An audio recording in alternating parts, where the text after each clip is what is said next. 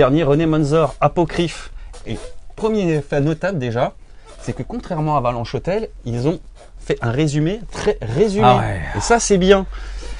Avalanche Hotel, c'est celui de la semaine dernière. De Nico Takian, et là, c'est un scandale, quoi. Je veux dire, bon, enfin, on va pas refaire. Voilà. Alors là, René Manzor, en fait, nous fait une dystopie totale, en fait. Dystopie, on modifie, en fait, quelques périodes historiques pour la réactualiser au niveau d'un scénario.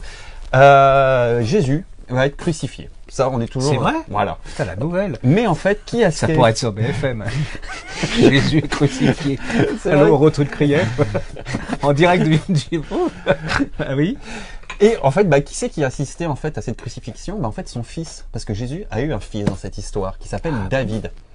David, en fait, pas vraiment apprécié la crucifixion de son père en direct. Et en fait, va avoir quand même un certain a priori envers les Romains.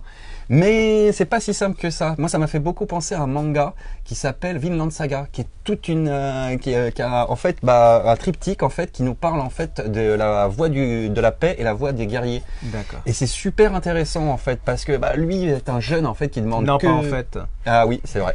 Et c'est un jeune qui en fait qui a juré vengeance. Et il va tomber en fait. Oh voilà, maintenant je vais bugger. Et un Romain va débarquer et tout son univers va changer. Et franchement, hyper bien.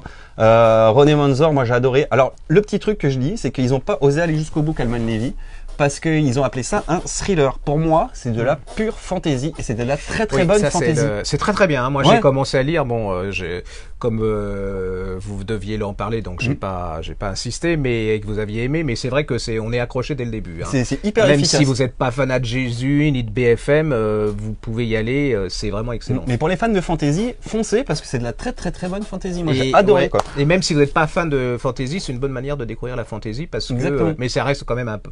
Il y a du suspense. Ouais, et on apprend des trucs hyper intéressants. Oui. Par exemple, Jésus est mort. Mais il est ressuscité. Non, mais la signification de gentil.